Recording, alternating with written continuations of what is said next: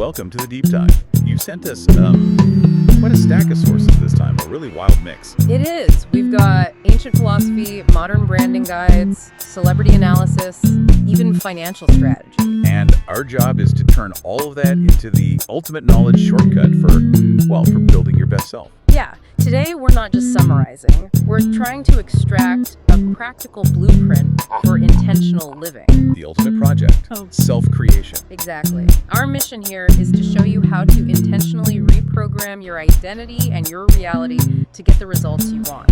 And a lot of these sources, interestingly, frame it around getting ready for the year 2026. Okay, let's unpack that. What's so fascinating to me is how all these, totally different fields, Tantra, Wall Street analysis, they all seem to point to one single powerful idea. They do. That your external reality is just a reflection of your internal program. So we're going straight into design mode today, starting with the software, starting with your mind. Right. So to start with the fundamental mechanism of reality, we have to begin with that core loop. Results start with a thought. That thought drives a behavior, and that behavior creates your results. But let's, anchor this in something a little deeper than just positive thinking. And this is where it gets really interesting. We found these sources making a pretty esoteric connection. Yeah. Arguing that the same mathematical ratios that govern cosmic harmony, like the PHI ratio, the golden mean. Right, the golden mean proportion. That those are the very principles that govern creation itself. And that they're found everywhere, including, this is the key part, inside your own body. Exactly. That golden mean is the pattern of elegant growth, of balance. You find it in everything from, ancient architecture to the structure of your own DNA. Your vascular system, even. Your vascular system. So if you accept that idea, that reality has this kind of deep, inherent harmony, then creating your future self isn't fighting against reality. It's more like you're aligning with it. You're strategically aligning your intentional internal blueprint with that universal structure. Which makes the intentional design of self not just like a nice idea, but almost a necessity. So if we know we're connected to this universal harmony, and that results start with thought, how do we actually program the thoughts that matter?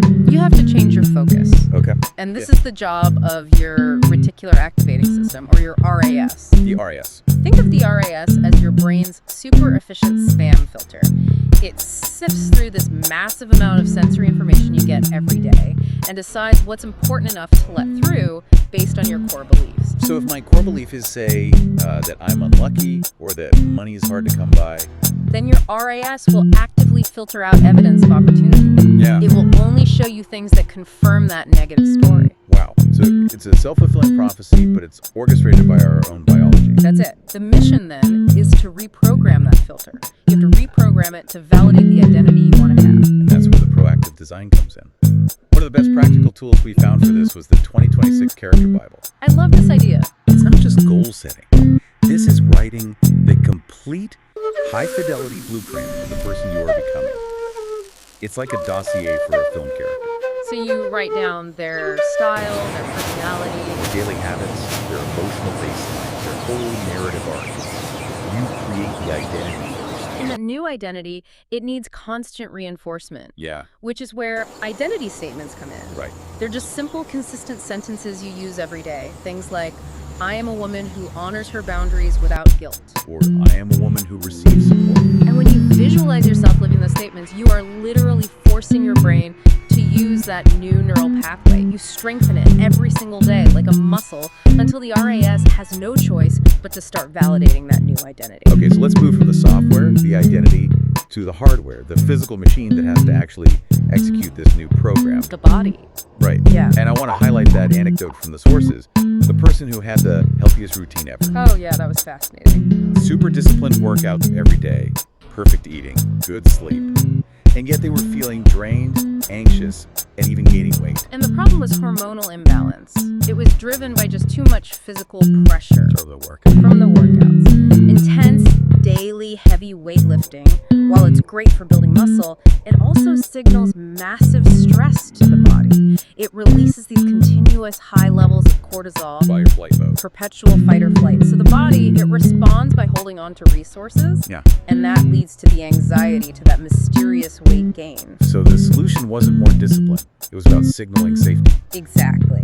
They corrected the chemical inputs, so they added targeted supplements like vitamin D, magnesium for relaxation, B complex, and crucially, they cut back on the daily high-intensity work. They switched from heavy weights to what, lower impact stuff? Lower impact activities, walking, Pilates, dance classes.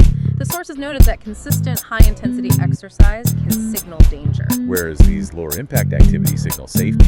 Right, it allows the nervous system to regulate and the hormonal system to finally restore its balance.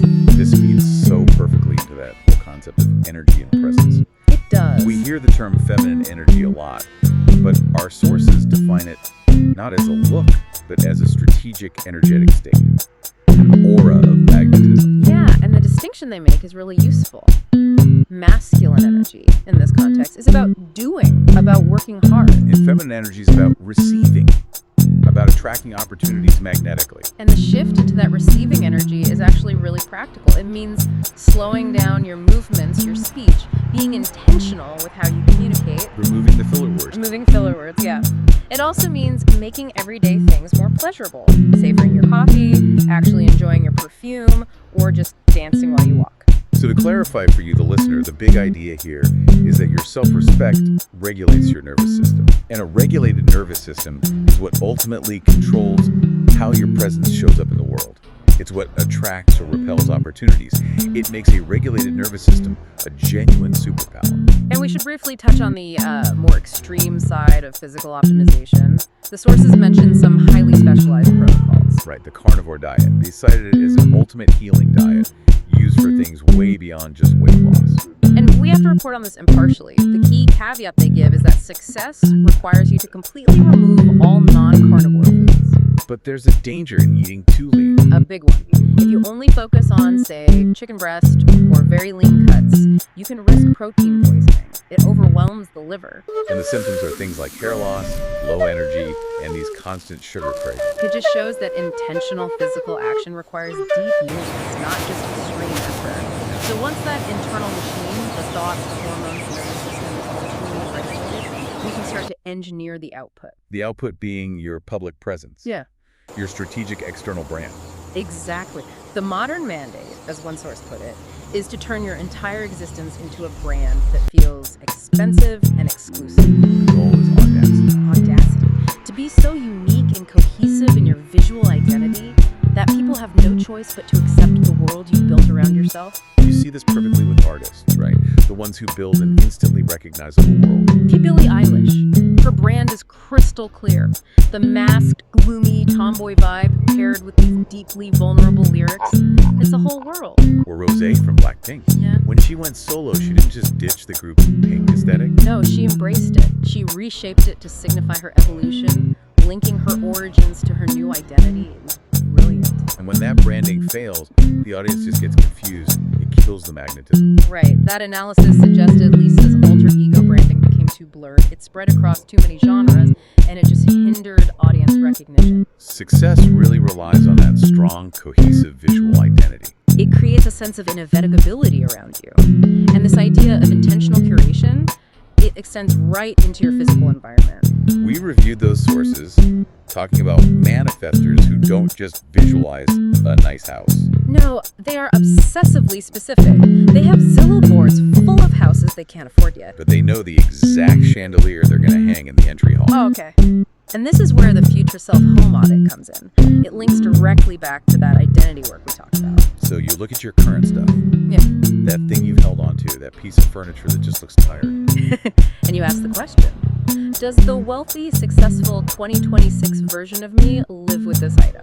And if the answer is no, You get rid of it. It's an active process of curating your environment to match the high-level world you're building. It's the same principles the founder of Sporty and Rich talked about for business building, an entire world around your product. okay, let's shift gears a bit. Let's look at navigating transactional dynamics in life, whether that's in dating or business or client relationships. Right. One analysis was very clear on this. It viewed dating in the strategic context as a sales game. And winning requires playing the long game. The central strategy across all these sources is leverage. You have to collect information and, this is critical, create alternatives. You can never negotiate from a position of desperation. Desperation just dissolves your power, romantically, financially, whatever. Instantly. So this requires requires a real attitude shift. The sources call it cultivating black cat energy. I love that phrase. It's seeing yourself as a prize. It's avoiding that exhausting pick-me energy that makes you overgive. And the paradox is, the less you overdo and overexplain, the more a high-value partner or client will step up. They're allowed to expand you, rather than you shrinking yourself through performance. And that expansion, it hinges on understanding value beyond just the surface level. Yes. The sources suggest that a lot of men rarely feel desired for who they are, but more for what they can provide. So the strategic element for those seeking relationships is to robustly vet those providers. There was that critical question that high-value people ask about any transactional dynamic. Does this relationship or this deal increase my capacity to thrive? Right, so that means filtering out the fake providers, Yeah. the ones who offer resources based only on potential, or the self-first providers who only benefit themselves. And the sources even suggest that intimacy can serve as a physical barometer of relational intent. Well, if a man is serious about you, he won't rush forward. He'll focus on your pleasure, he'll seek to learn your body. If he focuses only on his own needs. It signals that you're seen as a casual transaction. Exactly. And moving into the purely transactional business space, we saw a fascinating parallel in service careers. You're talking about the analysis of the escort industry. I am. Success there, according to these sources, is often tied to treating the role like a business with a clear financial expiration date. So it's setting a specific financial goal, living below your means. And aggressively investing the earnings into a clear next chapter. But the truly high-value transaction, even in that field, involves providing something that money can't technically buy. Real, genuine connection. They mention techniques like soft focus eye contact, where the client feels genuinely seen and chosen. Which ensures repeat business. Because that emotional fulfillment is the true premium product. It just illustrates that in any transaction, the highest value often lies in the non-monetary elements you bring to the table. Wow, what an incredible synthesis of self-creation. From, programming the subconscious and tuning the nervous system, all the way to strategically branding your presence and navigating power dynamics. It's powerful stuff, but we have to acknowledge the massive stress that underpins this whole discussion. For sure. The sources note that this drive for constant physical and aesthetic perfection is fueled by online scrutiny, and it's reached a point where, paradoxically, the more perfect and curated you look. The less human you appear. Exactly. This pursuit of flawless output is just physically and mentally draining. So, if the goal is this intentional growth towards the 2026 self, how do we mitigate that crushing burden of perfectionism? True growth requires a fundamental shift in how you view failure and imperfection.